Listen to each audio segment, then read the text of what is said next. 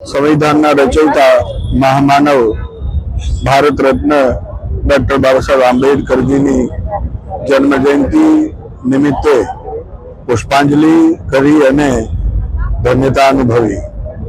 Doctor Baba Saheb આંબેડકરના વિચારો સંવિધાનની રચના વખતે પણ એટલા જ પ્રસ્તુત હતા અને આજે આઝાદીના 75 વર્ષે પણ એમના વિચારો સાંપ્રત પરિસ્થિતિને અનુરૂપ એટલા જ પ્રસ્તુત છે।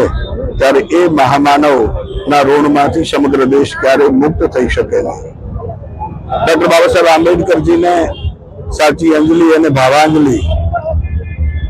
આઝાદીના અનેક વર્ષો સુધી ભારત રત્ન એવોર્ડ નહીં આપી અને કોંગ્રેસે બાબા સાહેબ આંબેડકરજીનું અપમાન કર્યું।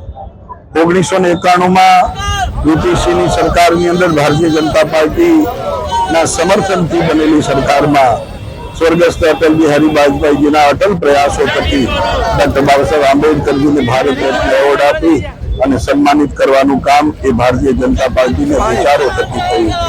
ડોક્ટર બાબા સાહેબ આંબેડકરજીના જન્મથી લઈને મૃત્યુ સુધીના 5 સ્થાનો એને પંચતીર્થમાં વિકસિત કરી અને દેશના પ્રધાનમંત્રી જ્યારે દેશને સુપ્રત કરે એ વખતે કહે છે કે આ ગારા માટી કે ઈંટના બનેલા મકાનો નથી, પણ આ કરોડો ભારતીયો જે છે એની આસ્થા અને શ્રદ્ધાના આ પંચતીર્થ છે એ કહી અને સાચું સન્માન આપવાનું કામ જો કોઈએ કર્યું હોય તો એ ભારતીય જનતા પાર્ટી અને નરેન્દ્રભાઈએ કર્યું છે।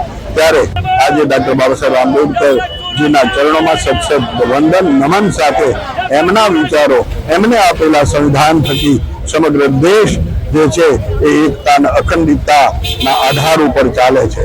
આપણે જોઈએ છીએ આપણી આજુબાજુના દેશો એની સ્થિતિ શું છે, એ પાકિસ્તાન હોય, બાંગ્લાદેશ હોય કે અન્ય દેશો હોય, એની સરકાર જે રીતે ત્યાં ઉથલપાથલ થઈ રહી છે તો એનું એકમાત્ર કારણ કે ત્યાં સંવિધાનનો કેટલો અમલ થયો અને આઝાદીના 75 વર્ષે પણ દેશની એકતા અખંડિતતા દેખાય છે તો એના પાયામાં ડોક્ટર બાબા સાહેબ આંબેડકરજીએ રચિત લિખિત એ સંવિધાન થકી આ દેશ ચાલે છે।